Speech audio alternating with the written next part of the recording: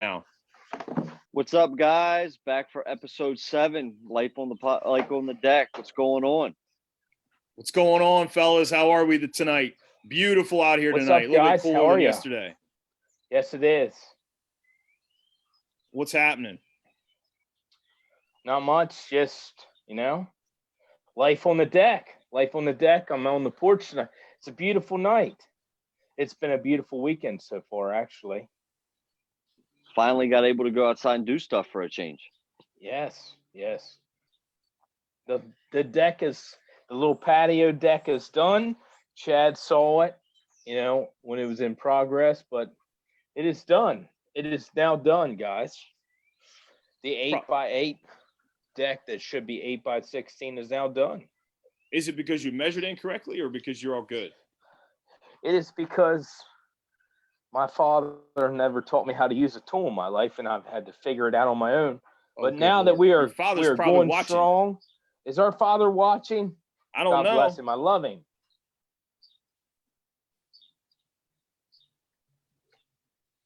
So hey, had a couple big things on the list for tonight. You guys have all seen the Herald-Mail Sports articles. They've been coming out talking about favorite moments in coaching.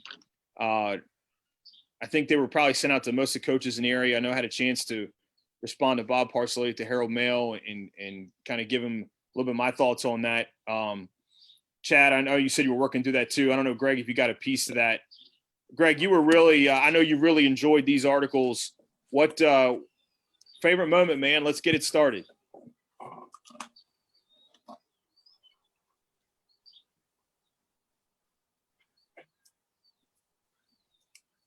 Greg, did you catch me there? You there? Yeah, favorite moment. He rolled out on us.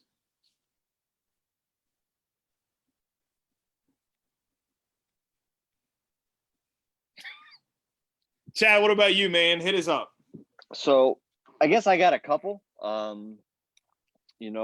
was fortunate enough to get the job at Goretti at a age of 26. That was kind of a cool moment. Get a coach at my alma mater. Learned a little bit through stuff there. When I went over to HCC, I was fortunate enough to learn from Barry and Jim Brown. They were really pioneers in this area with regards to JUCO basketball. So I was able to learn a lot from those guys, and we were able to win the conference championship and region title 3 years in a row. And then my last year there, we went to Hutchinson, Kansas, winning the districts, and then I was able to go to my other alma mater as an assistant coach and coach for a little bit, which was pretty cool as well.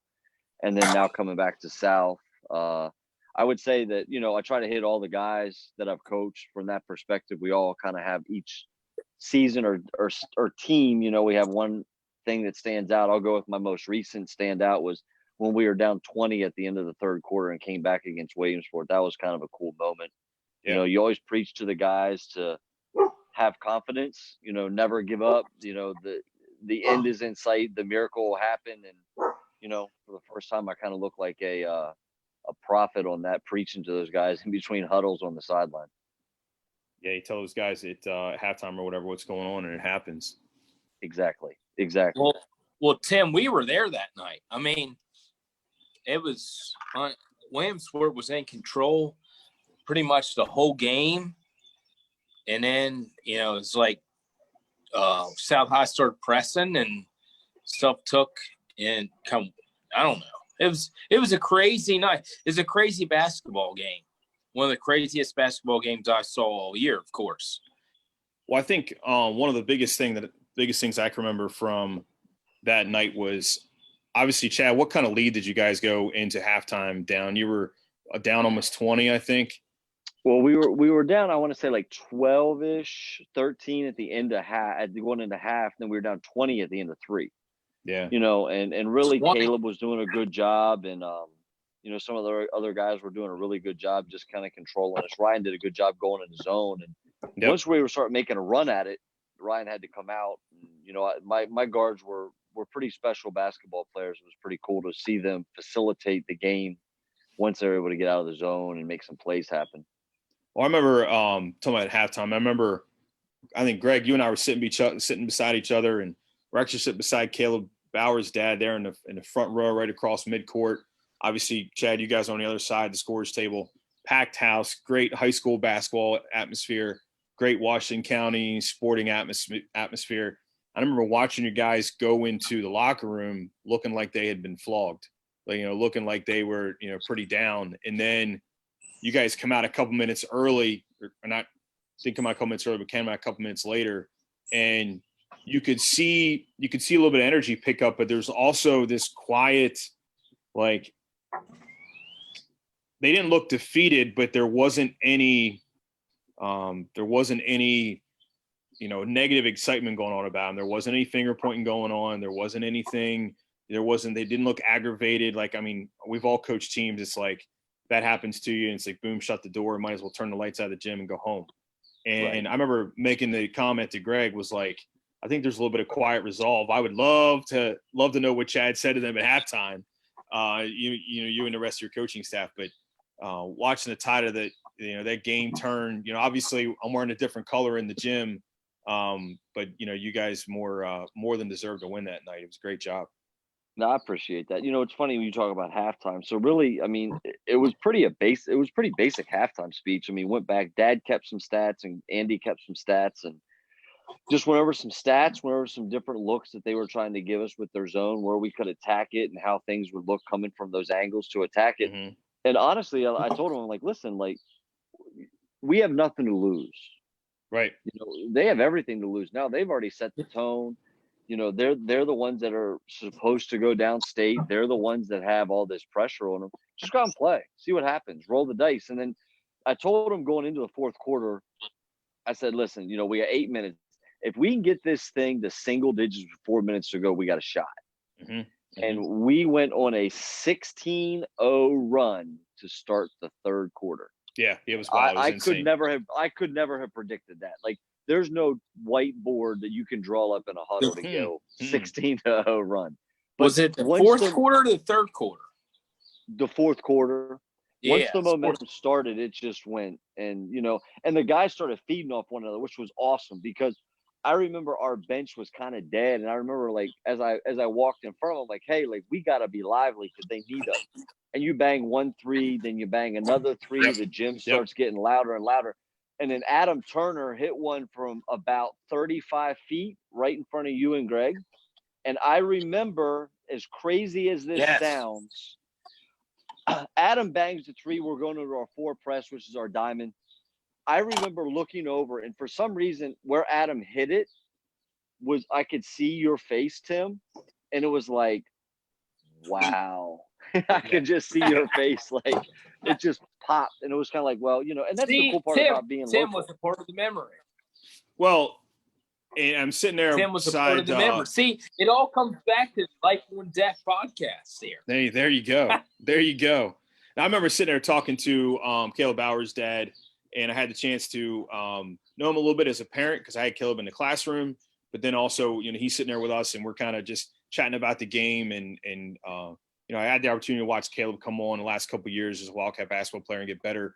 And, he was kind of the same reaction. We're like, holy cow, we're in for it tonight. Just a heck of a game. So it was, I think we always challenge our kids to be ready in any circumstance. We've tried real hard at Williamsport to compete, build confidence in any weird situation. And for me, that was like the perfect example of that. The resolve was there. I appreciate it. It was a lot of fun. I can say that much. Yeah. Chad, you want to talk about that?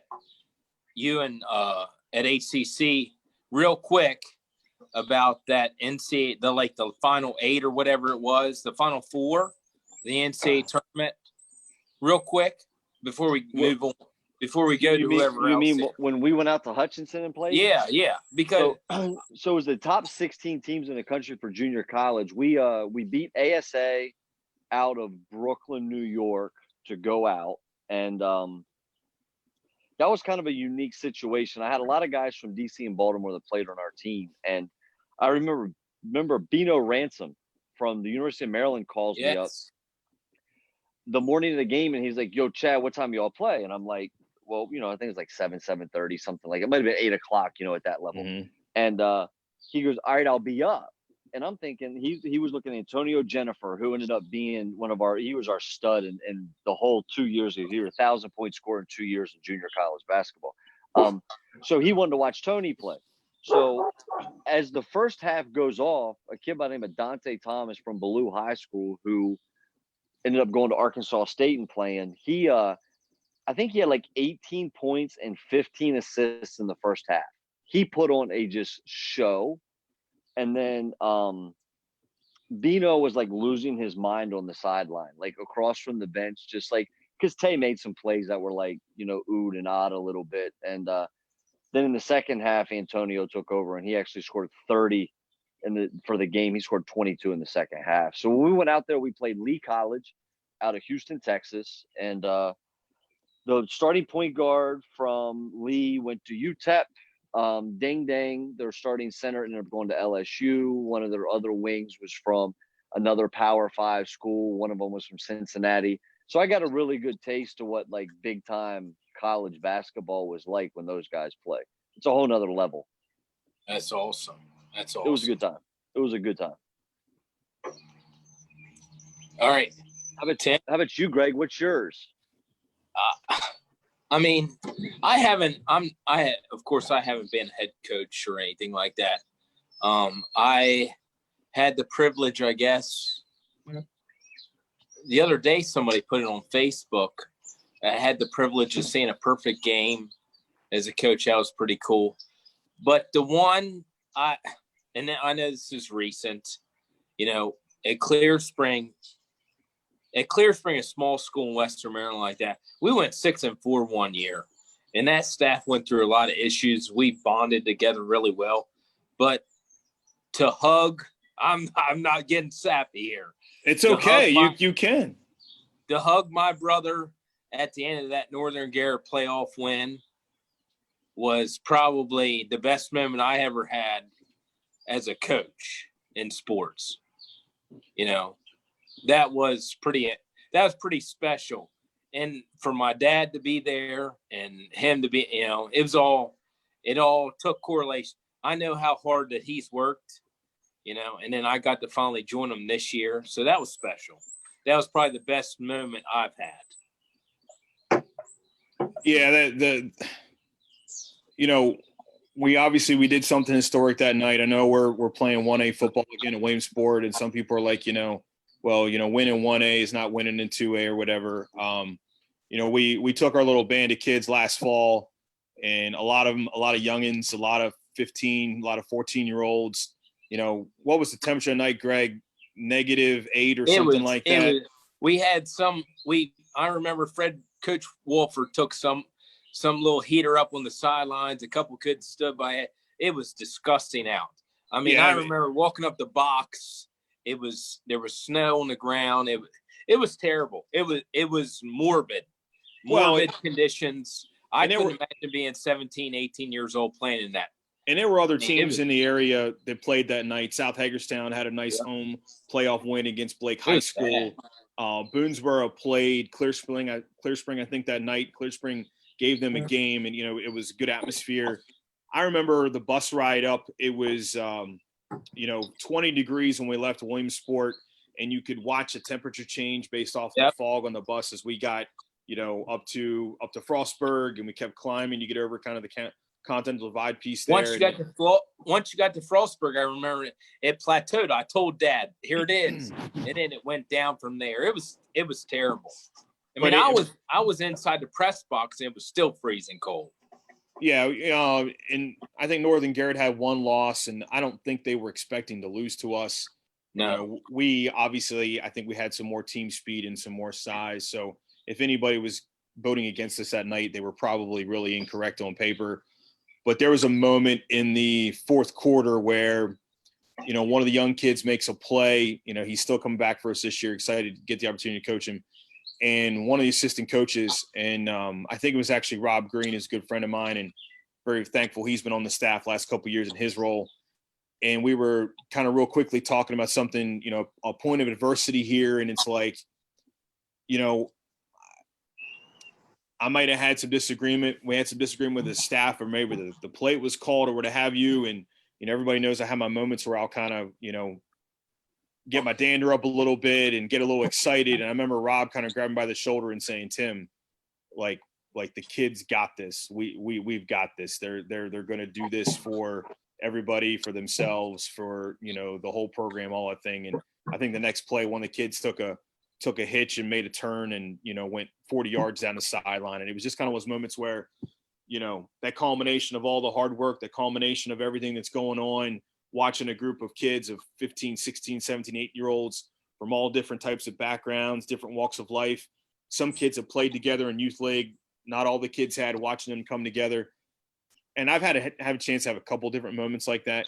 You add in the personal piece, obviously, with you and Dad was huge, but have had the opportunity to have a couple different moments over my 5 or 6 years where everything kind of comes together in one moment. And that was definitely one of them. And they're all like that. They're all like that. So that was special. That was special. That was special. Good times. Good times. Good times. Well, hey, our man Evan is back on tonight, and we want to talk about NFL players not in the Hall of Fame. Evan brings up the one and only Joe Jacoby. Where do you guys stand on Joe Jacoby? I don't know how many Packers guys are on this list. I don't know how many guys are on the Packers here. So I got a kind of cool Joe Jacoby story. So I actually worked with Joe Jacoby. What? When I was on this. Shenandoah? Here we go. We get a come on moment here. Come on, man. Come on, man. Come on, man. Come on, when man. I was here. He's got the glasses on tonight. Joe Jacoby's in the house. He was. Hey, listen, that's the biggest teddy bear I've ever met in my life. So I worked at Shenandoah for 4 years. He was on the football staff as the offensive line coach. Yeah. And he was a really cool dude, really laid back. I mean, obviously he knew his stuff. I think he belongs. I mean, I think his numbers show that he should belong. And the night that we went down to the Packers-Redskin playoff game a couple of years ago, he actually was the honorary coin toss guy.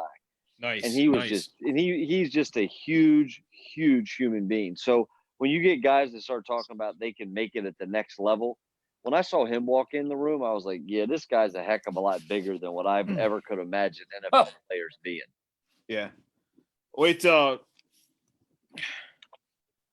you think there's a stigma to offensive linemen in that from that era? Like, I do. You know, obviously for us, that's the golden age of football a little bit. You know, some life-size coaches and players. And, you know, I think we can rattle off. I pulled up a list here. While I'm pulling up a list. Hold on a minute. Hold on. Yeah. Go ahead. Huh? Go ahead with what you're going to do. Life on deck has evidently reached Charlotte, North Carolina. What's going on, fellas? What's going on? How are we doing? How you guys doing? I'm good. How y'all doing? Adam Butts is in the house. I'm here. Sorry I joined late. What are you guys talking about? Players that are not in a Hall of Fame. Let me run down a list here. And Chad, Greg, I think I sent this to you guys the other day. Chad and Greg are head coaches. Adam's a teacher as well, you know. He's a coach. So we're all coaches here. All coaches.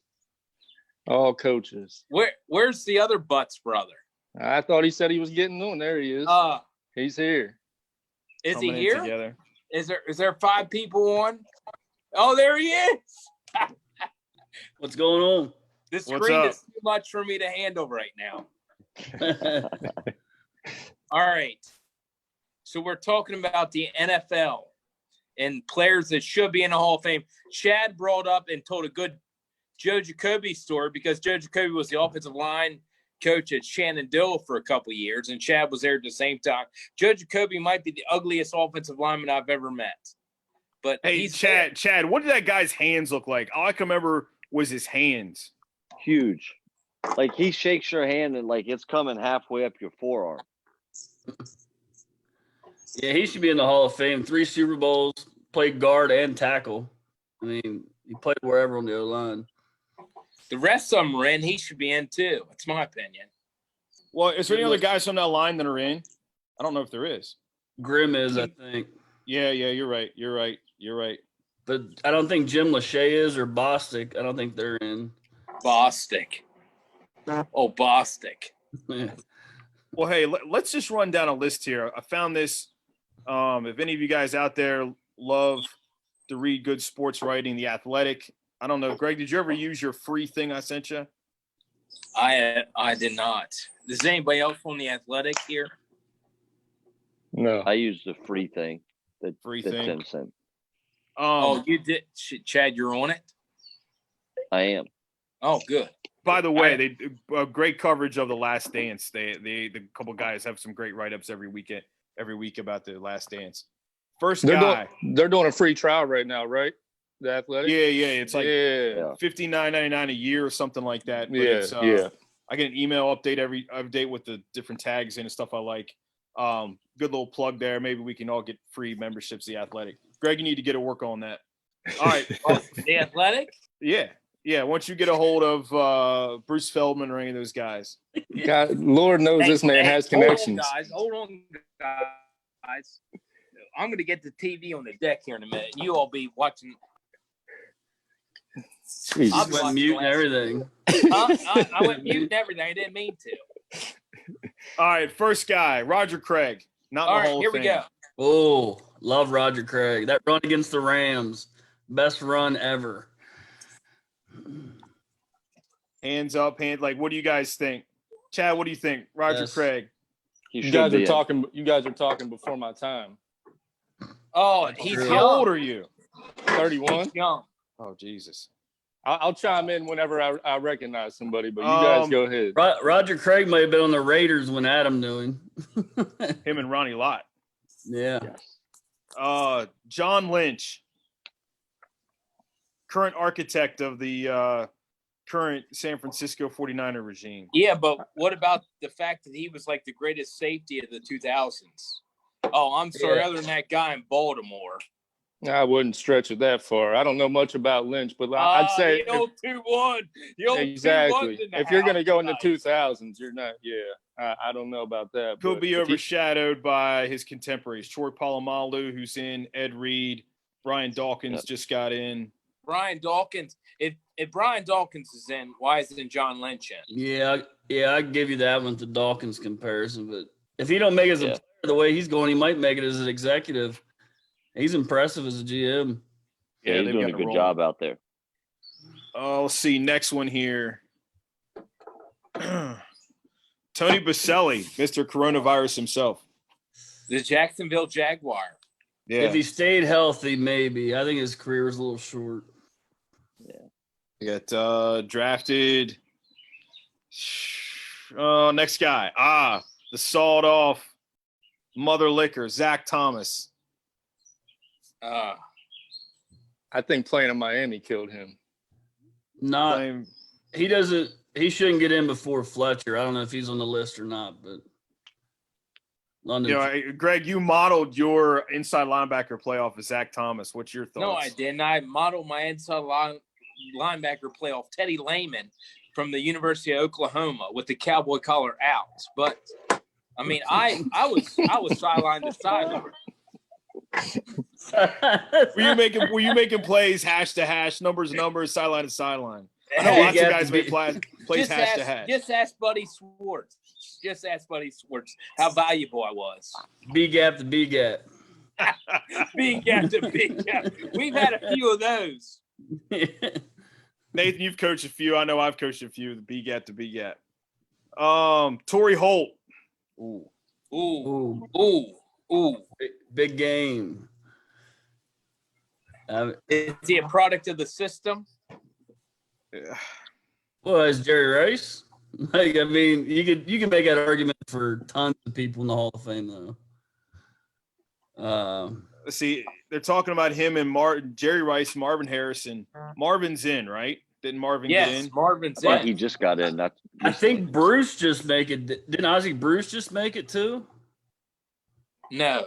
Right. Why don't you fact check that? I thought he did.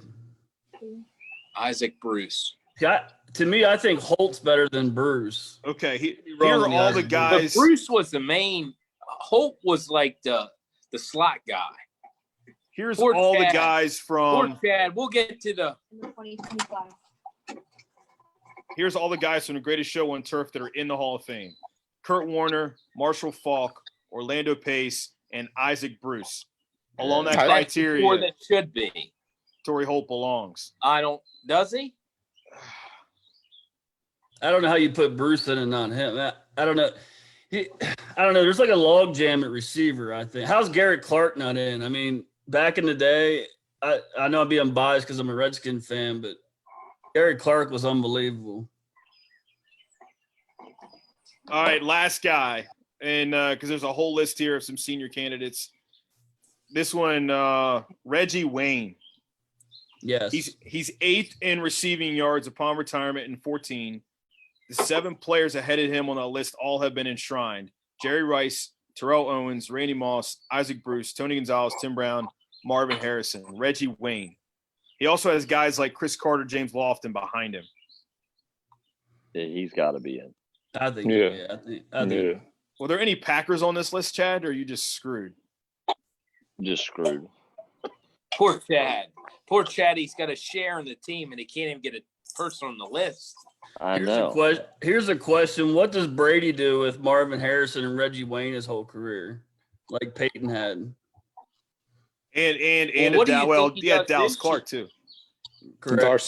Garcon started his career there. He was pretty solid learning under Harrison. I don't know if he played with Harrison, but under Reggie Wayne. Garcon is like the Anquan Bolden of like this team after Anquan. Garcon is a possession guy. Remember that year Garcon had? I had Garcon on fantasy the year he blew up. It was amazing. If I'm not mistaken, isn't Pierre Garcon like a Division III player from Mount Union? Yep. Yeah. Yes. Name the other D3 guy. Well, John Carroll, London Fletcher, right? Mm-hmm. Pierre Garcon. Yeah, John Carroll. Where is College. London? Yep. What do we got? We got 19. How many years? 19. Who? London Fletcher? The backbone. The backbone of what? 2 defenses. People think I'm idiotic when I say this. I mean, The CA. the difference the between Ray Lewis and London Fletcher was what? A murder charge and playing on one of the best defenses ever. The camera. I mean, London Fletcher. Yeah, and he wasn't a prima donna. He didn't. Right. He just went out. And got it done. I mean, Ray Lewis was unreal. Don't get me wrong, but Fletcher was right there with him. I've Greg, always said is that. Doug Levine watching? You could get into some Ray I Laris don't know. commentary.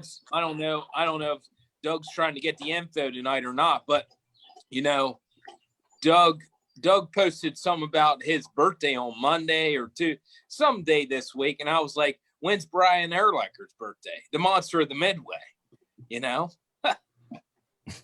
Let me see if I can't find 1 or 2 other names here. These are also guys receiving less than 30% votes. These guys are stretches. There's no Barry Bonds on that list, is there? Sean Alexander, Carl Banks, Rondé Barber, Cornelius Bennett, Clay Matthews Sr., Carl Mecklenburg. There's an 80s O lineman. Yeah. No, he played D line or linebacker. I think he was on that Denver defense. Yeah, he's on the defense. Him and what was it, Rulon Jones? Is that Yes. Where was that at? And then you get into Steve Tasker, Darren Woodson, Ricky Waters. Oh, Jesus. Who in the hell's driving by? Who's that? What the hell's going on? The hell? It must be at the Smalls house. What the hell's going on out there? A family returning triumphantly from Dairy Queen. Dairy Queen. Hey, Chad, did they bring you yours this week? No Dairy Queen. You didn't give them your address. What the hell? No. No. Excuse my language. I know this is a PG event. So Chad talked about his greatest memories as a coach. The Herald-Mail's running this thing right now. Nathan Butts, you coached at Clear Spring. You're the everywhere North High right now. What's your memory as a coach? What is your best memory as a coach? Probably the first one was the 03 North season, the undefeated. The South Carroll game, or Yeah. the team that went to the playoffs undefeated, right? Yeah, we beat Fort Hill, and then we lost at South Carroll. But just seeing how it was very similar to when the first time we went at Greencastle. Like the way the town comes together, that's the best feeling. But one of the most, I mean, you were there for this one, both you guys on the bottom. The 6-4 Clear Spring year, because they never even sniffed that before. Like that was probably the best memories I've had still to the day. That was pretty sweet. When I said my memory earlier, and I talked about that 6-4 Clear Spring team is pretty special. And yeah. I mean, how they can accomplish what we accomplished there ever again. Hats off to Craig Bathke. He's not watching, but he should be watching. Everybody should be watching. That was finally the year, Wes Jackson came the year before. We finally started to get some of the athletes that wouldn't come out at all. Like that's the biggest thing. You guys have all been a part of that. Go to them schools where they just get beat down. The kids like, I don't want to play for them guys. I mean, that's, we still kind of to the north a little bit, but I know, Tim, you battled a little bit of that when you first couple years at Williamsport, trying to get the kids out. I mean, yeah, no, it's you've always got to have that piece, and it's about trying to run a program that kids want to be a part of, and you're not successful on our levels. I mean, one of the biggest turning points I think we had as a program was my second year when Jake Arnone made a decision to come out, and Jake was one of the better players in the area his senior year. Wish I had a chance to coach him those other years, but like kind of Jake coming out and made that statement kind of within our school and our community, like, hey, like football is cool, like you should do this too. right. And that was big for us. How many of the guys like Jake? I know we had some kids at Clear Spring that finally came out their senior year. At North that year, Scotty Rice came out, D1 basketball scholarship on the line, and they all said, I wish I'd have played, all 4 years. Like that was unanimous to see with all those kids. They regretted not playing earlier. Yeah, we've you always want to encourage numbers and always want to try to get kids out. I know, Chad, you've made some progress there at South too, haven't you? Got a couple of those kids out. You just had a signing, didn't you? Yeah, we did. One of my guys just committed to University of Northern Vermont, Linden. Pretty excited about that for Jeremy. That's going to be a good place for him to go grow up a little bit and be a college athlete. So, but no, Nathan, you mentioned about guys wanting to be a part of a winner. That's like the toughest thing about this generation. I think that's the coolest part to tie it into a little bit with The Last Dance is, today's kids want to go if they're not winning, they don't be a part of it. It's the same with fans sometimes.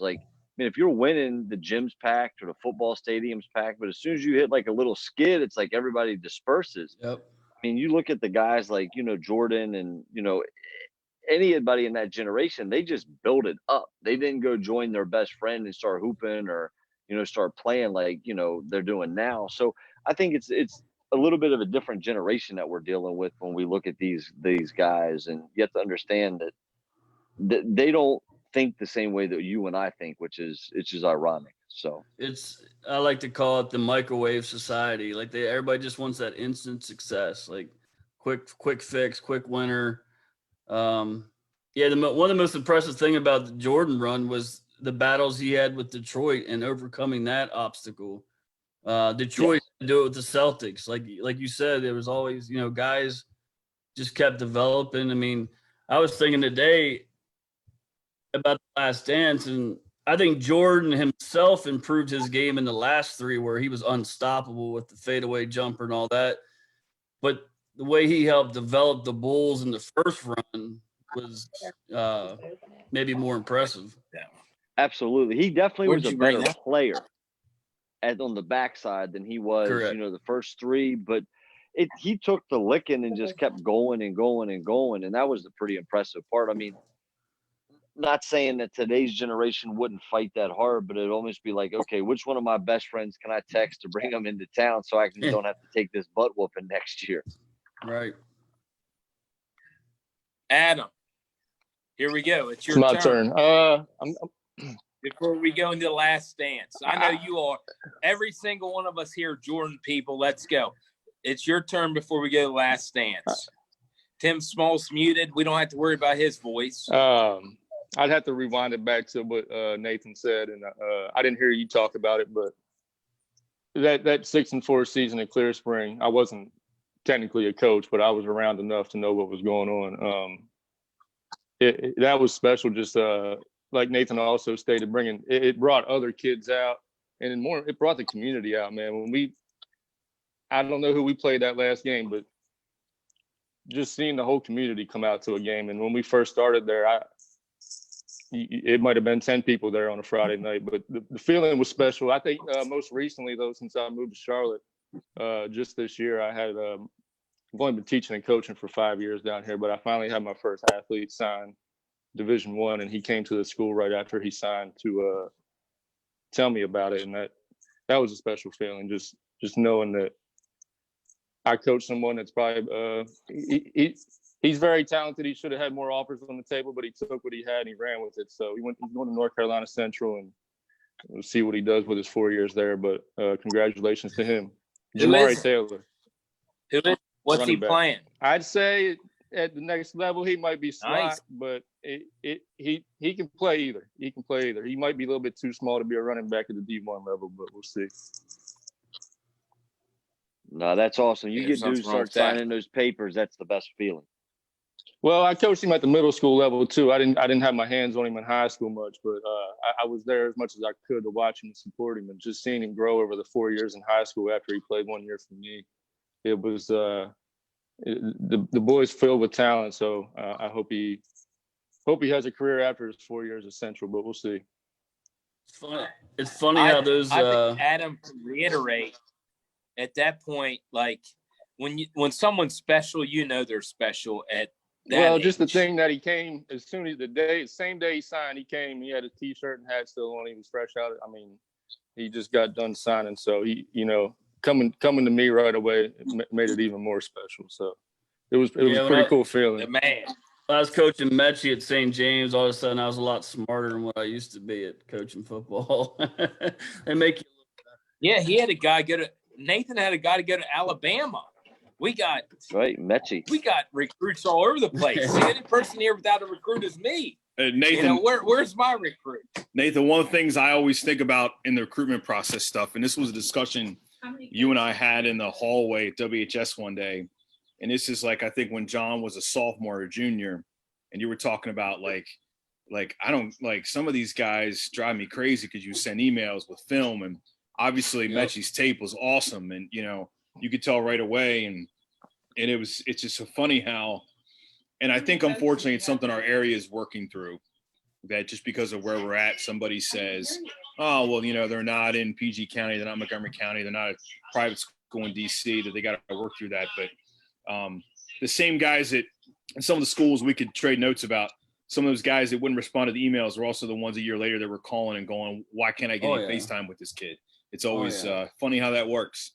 It was as soon as he went to the Penn State camp, that's when he blew up. And they offered him on the spot, and then all of a sudden every other D1 school who probably hadn't seen him or talked to him yet was starting to offer him. It was pretty neat to see how that worked. All right, guys, we got 20 minutes left. I got episode 9 or episode 8 over here on the distance on the deck. Yeah, I got it on 2. Kerr's on right now. We got Luke Longley, Steve Kerr walking in. What is our take on episode 9 and 10? This has been the best TV in years, hands down, since Lenny Bias was around. Can I ask a basketball question first to Chad? There we go, Chad. Here's a basketball question. How good of an offense is the triangle offense, and would you ever run it or no, or why not if you wouldn't? It's an unbelievably high IQ offense. It's a high IQ offense. I would run it if I had the right personnel. Yes, you have to really move. You have to. I think that they want 30 passes. There's a lot of intricacies with it, but yeah, I would run it. I mean, it gets you open looks constantly, but you got to have, the right guys to run it. If they're not high IQ, it's gonna be really difficult to run that offense. But yeah, I've read the books that Tex Winters wrote, and I would definitely run it. It is pretty interesting. I thought it was pretty interesting when I didn't realize how big of a Doug Collins guy Jordan was. I mean, obviously I knew he hired him at the Wizards, but how he was mad when Phil got hired because of the triangle offense, and basically Doug just threw the ball to Jordan and said, let him do his own thing. Yeah, it is pretty interesting because I think on the press conference, like one of the first questions from the media is, have you talked to Michael, and how did that conversation go?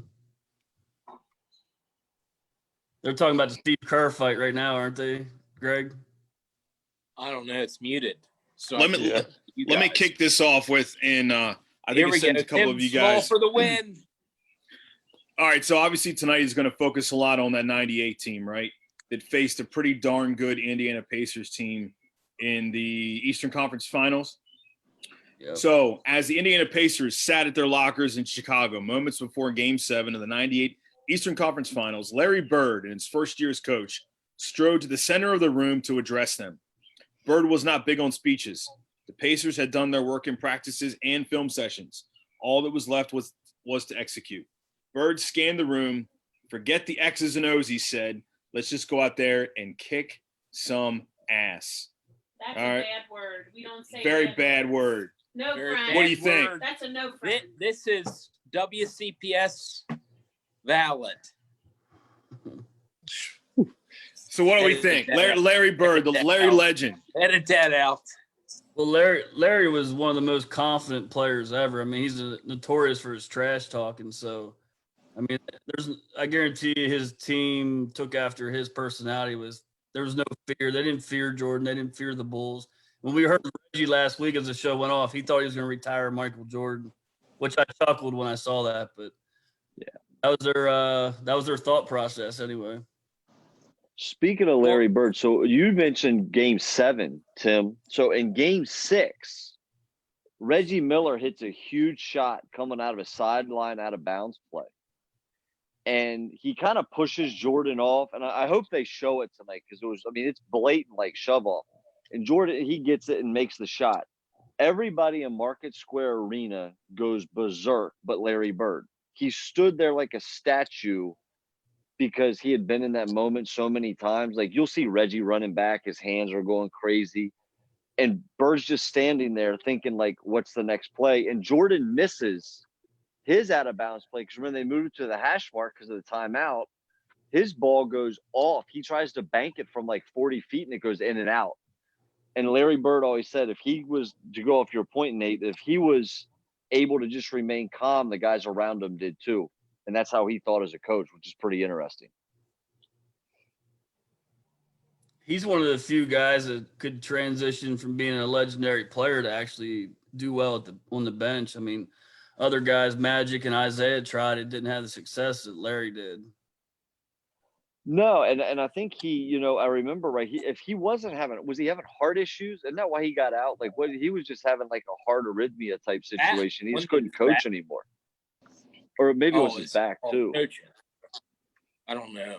It's gotta be so tough. I remember he had to take a leave of absence. Yeah. For some sort of time or. That's gotta be so tough. I mean, obviously I've never experienced it nor ever will, but being an elite player, like he was an elite player and trying to coach guys that can't get to his level or knows that he could probably beat his prime. I mean, that's the toughest part. I think that's why those guys struggle, as coaches or front office guys, because it's tough to evaluate talent when you were that good as a player, I think. Yeah. When standard. And he was like VP of player personnel too, right? Who's that? He was the whole thing at Indiana. I think he retired as the president of basketball operations at the end. Yeah, he was in the front office coaching. Oh, yeah. I thought he was as a coach too. I don't. Adam, what's your take? Is he still there or no? What's your take on the Last Dance? Last Dance. Well, let's just say when the last shot was made, I was only 10 years old. So I can't say I know much about this team, and I've learned a lot over the last 5 weeks. Are you kidding me? Hey, I've learned more than what I thought I knew about this Bulls team over the last 5 weeks. And one thing, it's amazing how Netflix and ESPN put it together, where the first episode started out with the beginning of the 98 season, but also the beginning of his career, and how everything is just going to come together tonight. And the production's been amazing. I love how they've been uncut with every episode, letting the players speak their mind. And it sucks the NBA is not like this anymore, because I don't see one player from today's NBA fitting in with the way the league was back then. Adam, you teach middle school, right? Correct. Okay, so I remember I taught middle school for 1 year. It wasn't for me. Had to get back to high school. Do you think this is going to change the way that your middle schoolers, kids that age group, kind of perceive? Because it's all about the NBA with those kids. It's all about LeBron. It's all about those guys. How do you think it's going to perceive maybe change some perceptions in the younger kids? Well, it sucks because we're not in school right now. So I hope, first off, I hope they're watching it. I don't know whether they are or not. Like I said, I wish we were still in school. That way I could see if they were watching it and what their opinions on it were. And then being from here, man, and the impact Curry's left on this community, the way these kids approach the game now is not the same way that they approached it back then. And then the physicality of the game's not there. Most of the kids I teach, they think they can spot up from behind three, and they have no knowledge of how to drive the lane left or right. Hell, half of them, 75% of them can't even make a left-handed layup. So I hope they are watching it. I hope they took notes, and I hope this does have an impact on the younger generation and the way they approach the game moving forward.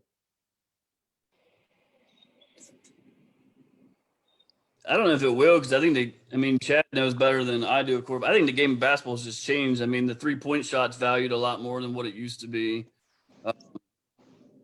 More isolation. Threes now. Yeah, we talked last week about the 3 points and how many points per game Jordan would have in all. Chad, I know you're talking with your team a lot and staying connected through your kids through the Last Dance, and I know you're talking to your kids a lot. What are some of the things your athletes in your program are saying about it? Like, probably had someone even know who Jordan was, who the Bulls, the 90s Bulls were. What are they giving you?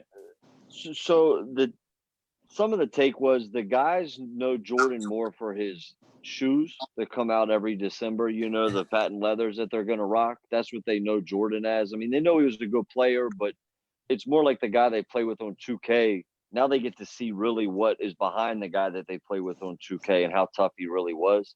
Some of my guys didn't realize how competitive. I mean, we all talk about, you got Ty and you got Michi and you got guys that are going Division I, and they're on another level competitive wise. And they're like that edge that they carry themselves with.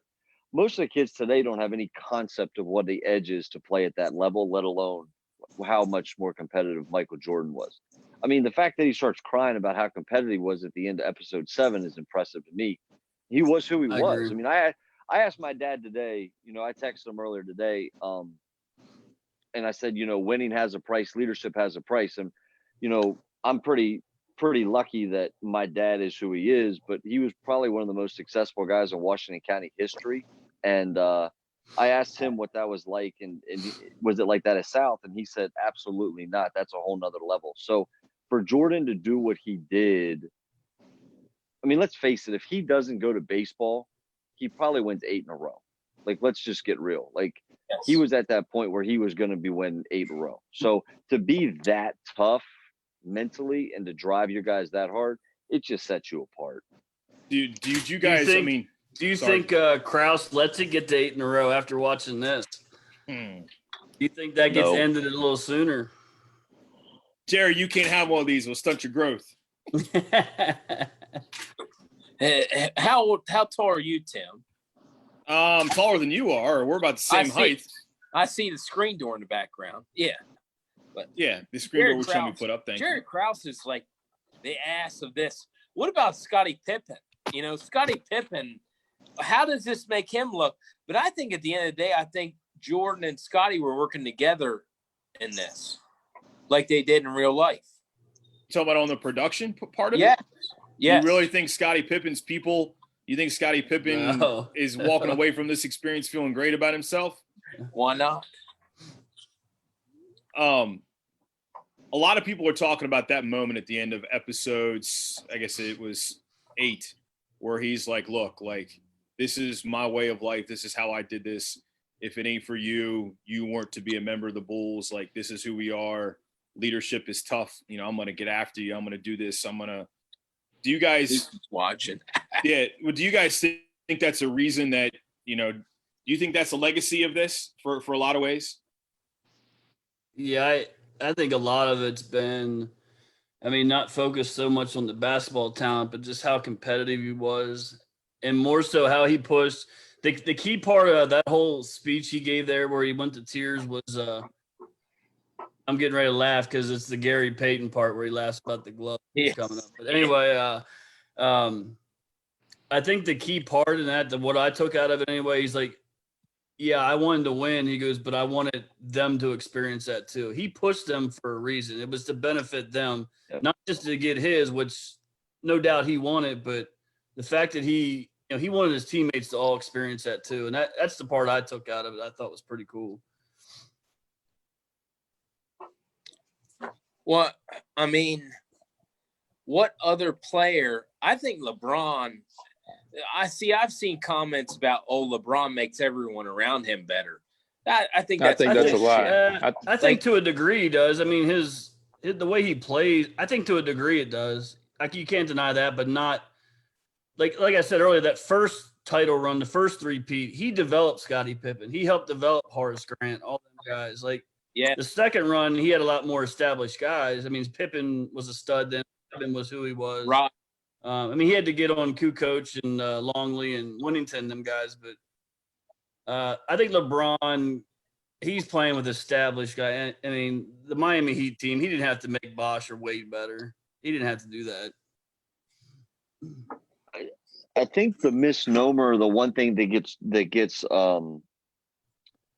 doesn't get picked up, and we're all coaches, so when I say this, I hope you guys all understand it.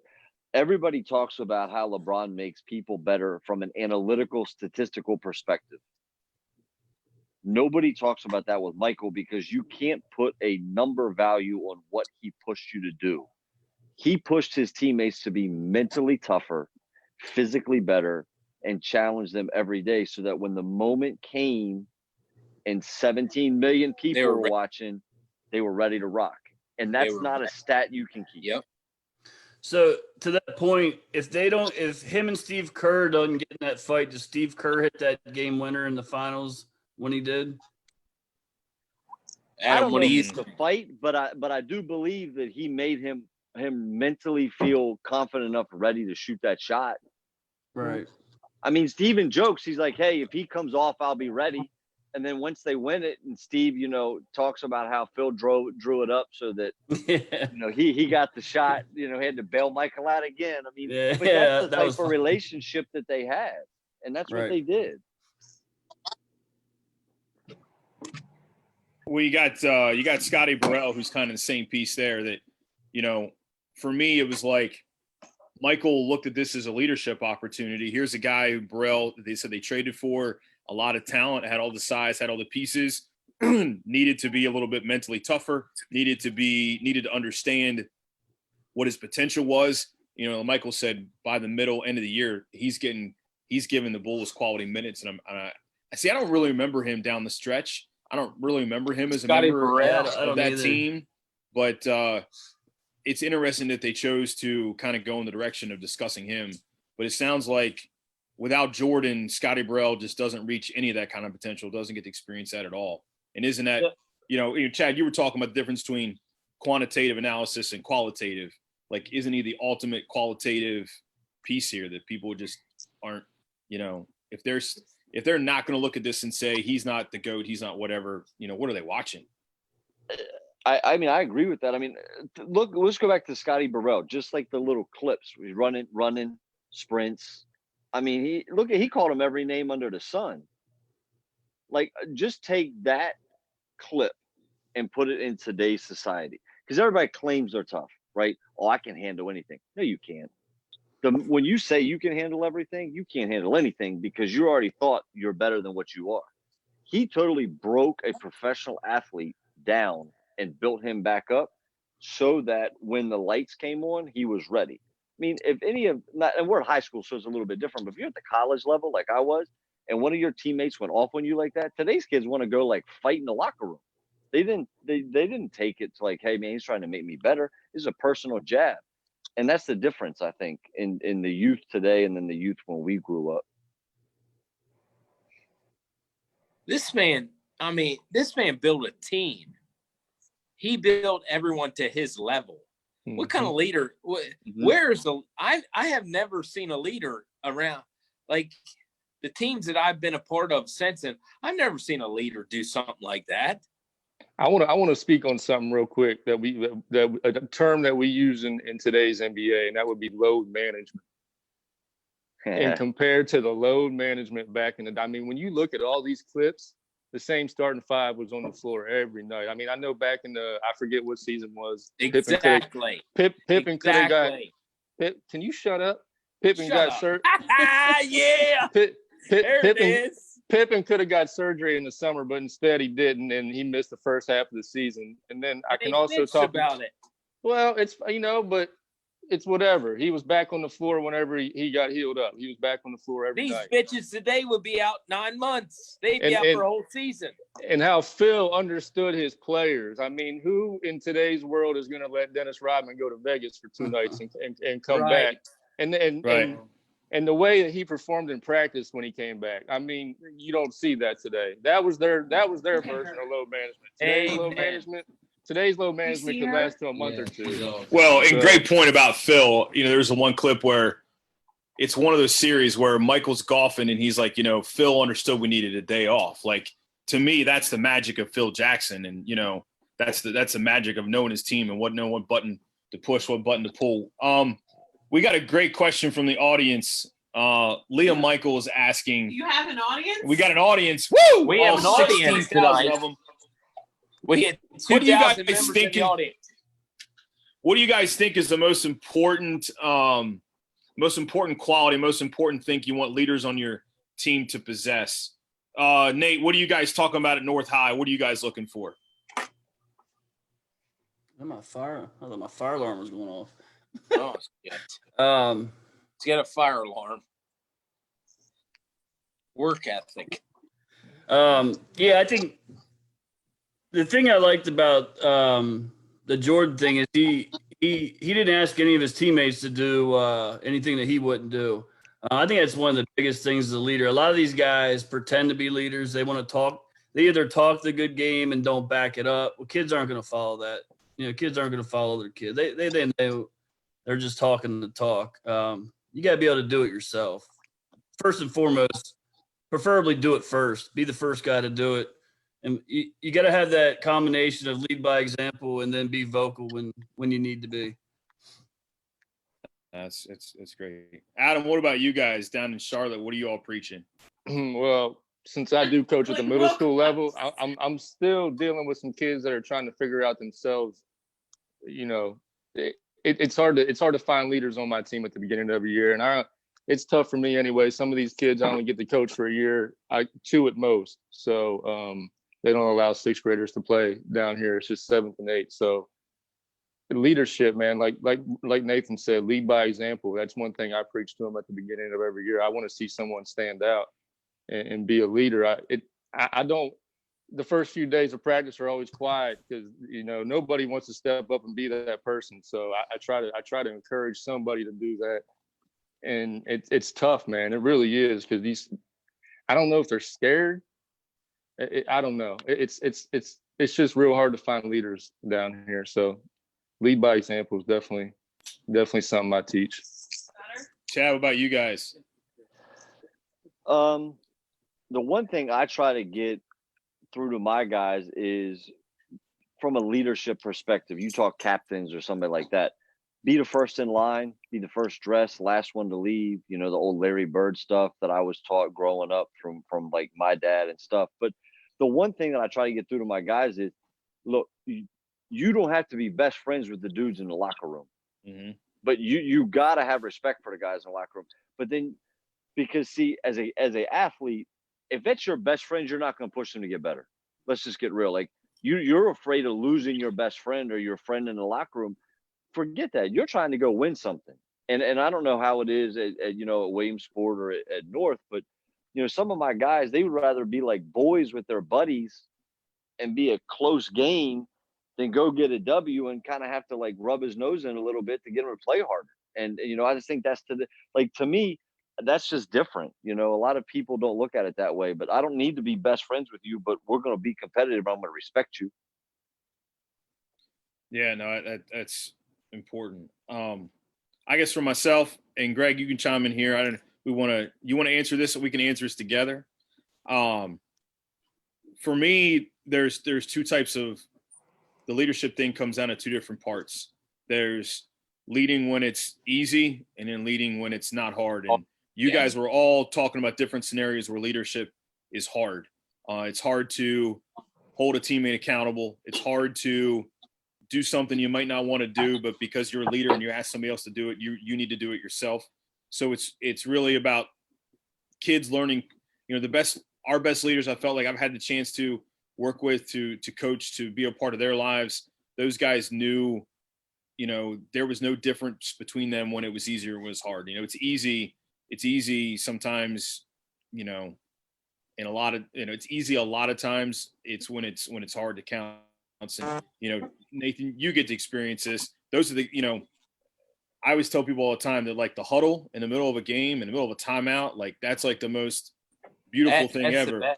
Because that is truly that moment where you like everybody is in it for each other, and to me, that's that moment where it's like, this is what this is about. We're all wearing the same color. Yes, the other team is wearing the other one, but this is what it's all about. And knowing those kids that'll lead when that's hard. 45. So. Jordan just went after Reggie. Well, we should probably all cut out and let go. It's something we've been trying to do, almost like a weekly shout out thing. Taking pictures of my dog here by the fire. She's hanging out. A parting thought, a closing thought of the night for the audience, those 3,242 that joined us this evening. A parting thought.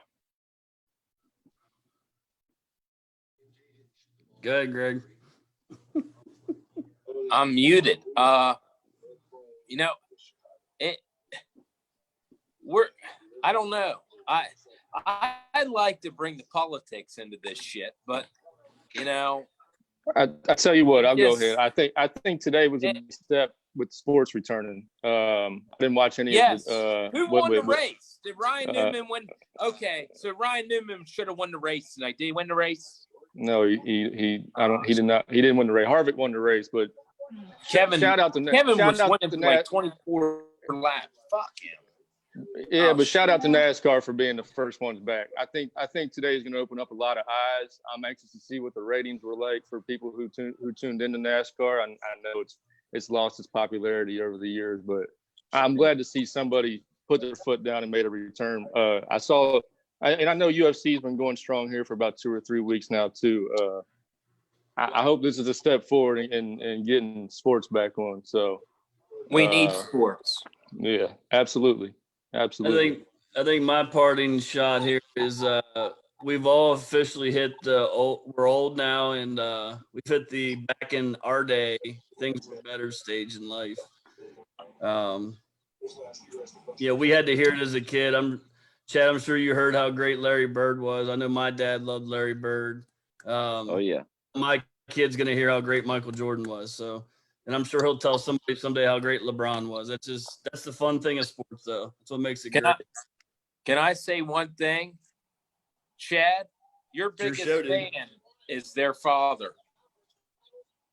Mr.